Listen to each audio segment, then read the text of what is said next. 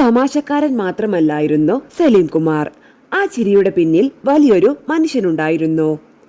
മരണാനന്തര ചടങ്ങുകളിൽ പങ്കെടുക്കാൻ സാധിക്കാതിരുന്നതിന്റെ വേദനയോടെ സലീം കുമാറിന്റെ ലാഫിംഗ് വില്ലയിലെത്തിയ അനുഭവം പങ്കുവെച്ച് ബാലചന്ദ്രമേനോൻ.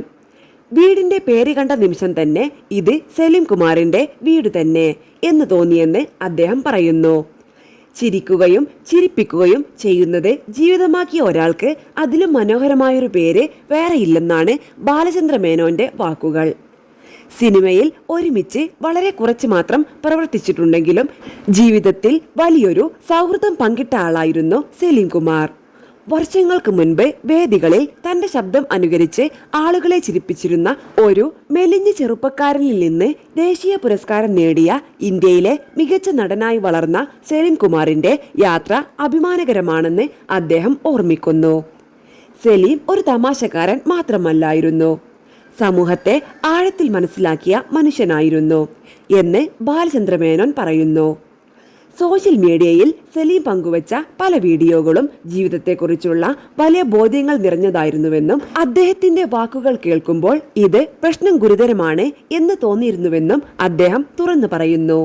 ഈ ഭൂമിയിൽ നിന്ന് ഒന്നും എക്സ്പോർട്ട് ആൻഡ് ഇമ്പോർട്ട് ചെയ്യാൻ പറ്റില്ല, എന്നിട്ടും മനുഷ്യൻ വാരിക്കൂട്ടുകയാണ് എന്ന സലീം കുമാറിന്റെ വാക്കുകൾ അദ്ദേഹം പ്രത്യേകം ഓർക്കുന്നു.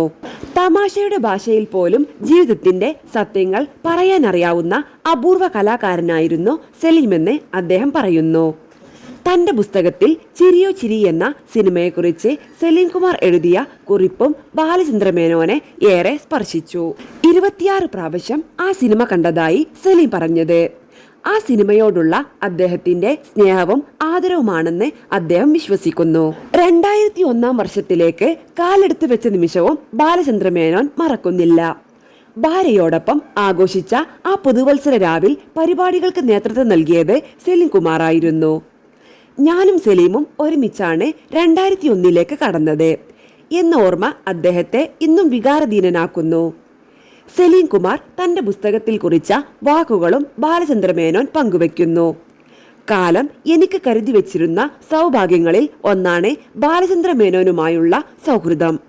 ആ വാക്കുകൾ ഓർത്ത് അദ്ദേഹം ഒടുവിൽ കുറിക്കുന്നത് ഇങ്ങനെ: പ്രിയപ്പെട്ട സലീമേ, എന്റെ പക്കൽ ഇപ്പോൾ പ്രാർത്ഥനകൾ മാത്രമേയുള്ളൂ, പ്രാർത്ഥനകൾ മാത്രം.